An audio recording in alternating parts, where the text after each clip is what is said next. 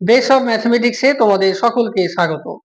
আজকে ঐকিক নিয়মের সাহায্যে যে অঙ্কটি করব সেটি হলো 25 জন কৃষক 12 দিনে 15 বিঘা জমি চাষ করেন, তাহলে 30 জন কৃষক 16 দিনে কত বিঘা জমি চাষ করতে পারবেন। এখন এই প্রশ্নে তোমরা লক্ষ্য করো, প্রথম লাইনটা ভালোভাবে লক্ষ্য করবা। প্রথম লাইনে কটা বিষয় আছে, কি কি বিষয় আছে?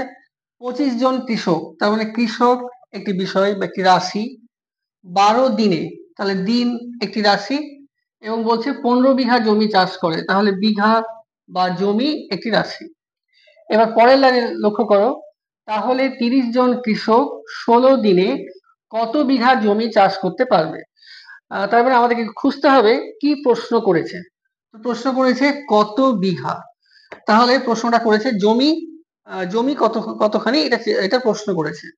তাহলে যেটা প্রশ্ন করে সেটাকে আমাদের লিখতে হবে ডান দিকে। তাহলে প্রথম কাজ হচ্ছে আমাদের ছকের আকারে এই সমস্যাটাকে সাজানো। তাহলে এভাবে লিখবে, বাঁদিকে লিখো কৃষক, ব্র্যাকেটে কৃষকের এককটা হচ্ছে জন, তাই জন লিখবো। তারপরে লিখবো সময়, সময়ের একক হচ্ছে এখানে দিন, তাই ব্র্যাকেটে লিখবে দিন। আর উত্তর চেয়েছে জমি, তাই শেষে লিখবো আমরা জমি, আর জমির এককটা হচ্ছে বিঘা। এবার যে সংখ্যাগুলো আছে সেই সংখ্যাগুলো বসিয়ে দাও। কৃষকের ঘরে বসবে 25 জন, তাহলে এখানে 25 লিখলাম। দিন হচ্ছে 12 দিন, আর জমি হচ্ছে 15 বিঘা। তার পরের লাইনে বলেছে 30 জন কৃষক, তার কৃষকের ঘরে 30, 16 দিনে আর কত বিঘা জমি চাষ করতে হবে, তাহলে এটা জিজ্ঞাসা চিহ্ন দিব। এবার লক্ষ্য করো এখানে তিনটে বিষয় আছে। এর আগে যে ঐকিক নিয়মের অঙ্ক আমরা দেখেছিলাম সেখানে দুটো বিষয় ছিল, তাহলে তিনটে বিষয় থাকলে পরে কিভাবে করব।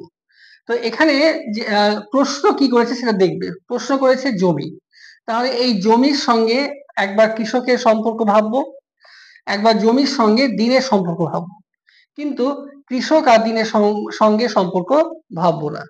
তারপরে তাহলে মানেটা কি হলো, যেটা প্রশ্ন করবে তার সঙ্গেই অপর দুটো বিষয়ের সম্পর্ক ভাবতে হবে। তাহলে একবার সম্পর্ক দেখে নি, এরা সরল সম্পর্ক না ব্যস্ত সম্পর্ক হচ্ছে। প্রথমে দেখি কৃষকের সঙ্গে জমির কি সম্পর্ক হচ্ছে। তাহলে প্রথমে তোমরা এই লাইনটা ভালোভাবে পড়বে। এখানে বলা হয়েছে 25 জন কৃষক 12 দিনে 15 বিঘা জমি চাষ করতে পারে।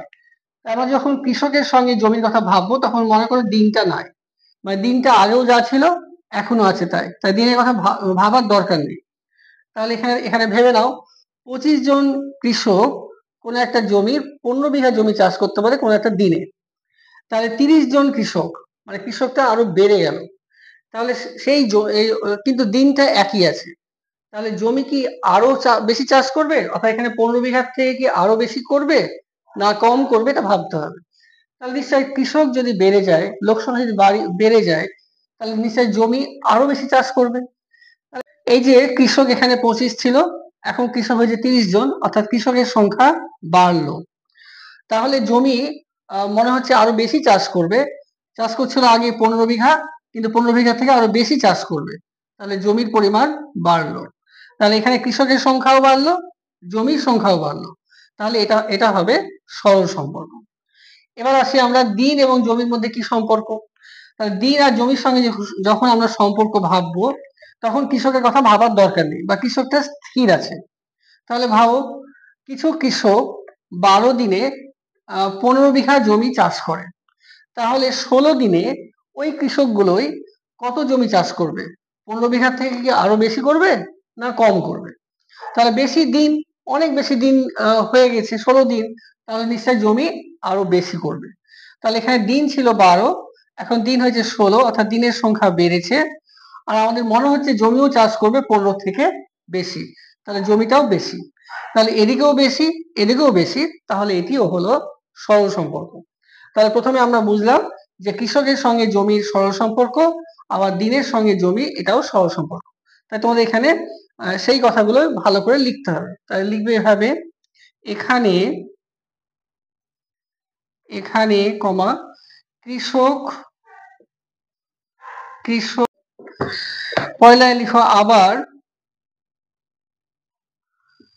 কমা দাও, দিন বা সময় এখানে লিখো, সময় ও জমির মধ্যে সরল সম্পর্ক, এভাবে লিখবো। এরপরে আমরা ঐকিক নিয়মের অঙ্কটা করব। ঐকিক নিয়মের অঙ্ক করার নিয়ম হচ্ছে প্রথম লাইনটা ভালো করে লিখতে হবে। ভালো করে লিখো। তাহলে এখন প্রথম লাইনটা এভাবে লিখবে, 25 জন